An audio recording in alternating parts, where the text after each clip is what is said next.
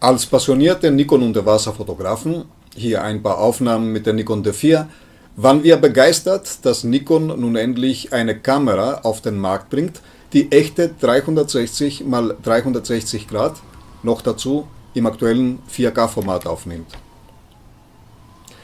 Nachdem wir auf die Auslieferung ein Jahr gewartet hatten, waren wir aber sofort von der haptischen wie auch Aufnahmequalität begeistert. Auch der Preis ist für Nikon durchaus in Ordnung. Es gibt schon genug Reviews zur Nikon Ki-Mission 360, das ersparen wir uns hier. Wir wollen heute unsere ersten Erfahrungen unter Wasser präsentieren. Zuerst fällt auf, dass die negativ tariert ist und dass sie ja ohne weiteres Gehäuse auskommt. Sie liegt daher unter Wasser, gut in der Hand, ohne wie viele andere Unterwasserkameras in der Strömung herumzuzappeln. Mit nur einem Tastendruck kann man praktisch sofort ein Foto machen oder ein Video starten. 3 Lichter zeigen uns zu jeder Zeit den exakten Status der Kamera an. Doch dann die Ernüchterung. Unter Wasser ist die Nikon Ki-Mission 360 praktisch nicht zu gebrauchen.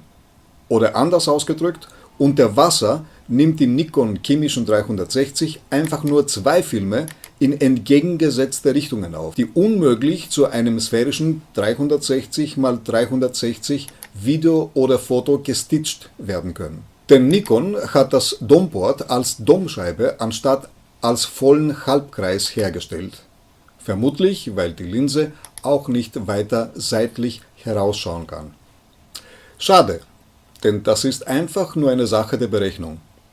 Wir haben hier eine Kamera um 100 €, die das sehr wohl kann. Auch im Manual auf Seite 16 weist schon korrekt darauf hin, dass durch den Berechnungsindex am Glas das Bild unter Wasser etwas weniger Winkel aufweist. Daher haben sie auch Planports ins Paket dazugepackt mit dem Hinweis, dass die Kamera unter Wasser mit dem Domport nicht scharf stellt.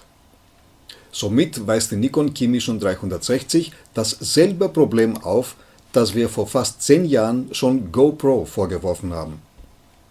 GoPro hat dann nach 5 Jahren ein Planport nachgerüstet. Nicht gerade fair, dass in der Werbung aber dieses kleine Detail verschwiegen wird, dass die Nikon Ki-Mission 360 unter Wasser eigentlich nicht brauchbar ist. Natürlich haben wir das auch praktisch getestet. Hier unsere Ergebnisse im Vergleich zu einem Nikonos 13 mm Fisheye auf der Nikon D4 um zusammen 10.000 € und eine 100 € Billigkamera. Diese Bilder zeigen im Vergleich recht deutlich, dass die Nikon D4 ohne Scheinwerfer, den ich zum Aufhellen dazu gestellt habe, natürlich die kleinen Kameras bei weitem an Qualität schlägt. Und auch die Nikon Ki-Mission 360 ist deutlich besser als die 100 € Kamera bei schlechteren Lichtverhältnissen. Mit genügend Licht aber schneidet die 100 € Kamera kaum schlechter ab als die Nikon Ki-Mission 360. Auch der Bildschärfeunterschied zwischen dem Domport und dem Planport der Nikon Ki-Mission 360 ist deutlich sichtbar, jedoch nur bei sehr nahen hellen Aufnahmen. Ab 1 Meter ist da kaum noch ein Unterschied.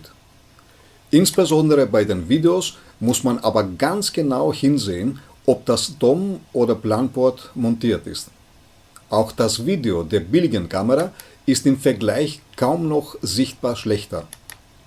Und wie gesagt, die hintere Linse der Nikon Ki-Mission 360 ist eigentlich kaum von Nutzen, denn die beiden Aufzeichnungen lassen sich ja nicht verbinden.